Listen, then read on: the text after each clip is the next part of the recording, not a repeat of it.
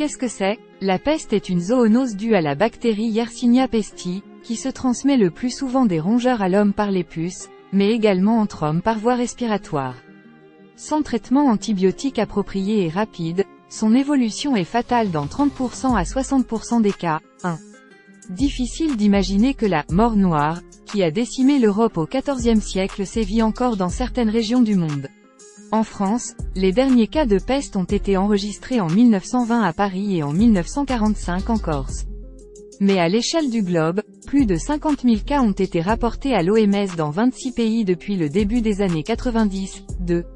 Au cours des dernières années, plusieurs flambées épidémiques de peste ont été constatées par l'Organisation mondiale de la santé, en République démocratique du Congo, en Tanzanie, en Chine, au Pérou et à Madagascar. Ce dernier est le principal pays d'endémie, plusieurs dizaines de personnes ayant été tuées par la peste en 2014-2015. 3. Les symptômes. La peste présente plusieurs formes cliniques, septicémiques, hémorragiques, gastro-intestinales. Et même des formes bénignes, mais deux sont largement prédominantes chez l'homme. La peste bubonique, la plus fréquente. Elle se déclare avec l'apparition brutale de fortes fièvres, de maux de tête, une atteinte profonde de l'état général et des troubles de la conscience. Elle est caractérisée par le gonflement des ganglions lymphatiques, souvent au niveau du cou, des aisselles et de l'aine, les bubons. La peste pulmonaire, la plus mortelle. Une toux muco-purulente avec présence de sang et des douleurs dans la poitrine s'ajoute aux symptômes généraux de la peste bubonique. Les origines de la maladie. L'agent de la peste est un bacille à gram négatif, Yersinia pestis. Les Yersinia sont un genre de bactéries appartenant à la famille des Enterobacteriaceae, qui comprend 17 espèces dont 3 sont pathogènes pour l'homme, Pestis, Enterocolitica et Pseudotuberculosis. Les rongeurs constituent le réservoir principal, mais pas exclusif, de la maladie. Les facteurs de risque.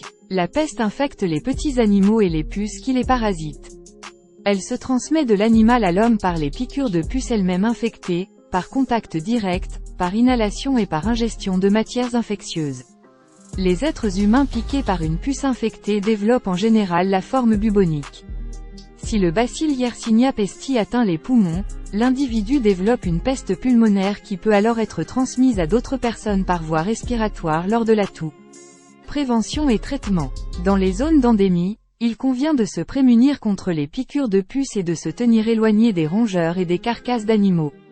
Si elle est diagnostiquée à temps, la peste bubonique se traite avec succès à l'aide d'antibiotiques. La streptomycine, le chloramphénicol et les tétracyclines sont les antibiotiques de référence préconisés par l'Institut Pasteur.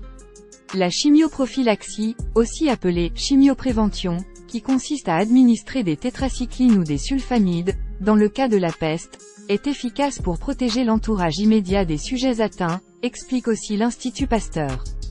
Plusieurs vaccins ont été développés par le passé, mais on les réserve aujourd'hui au personnel de laboratoire, car ils se sont avérés peu efficaces pour lutter contre les épidémies.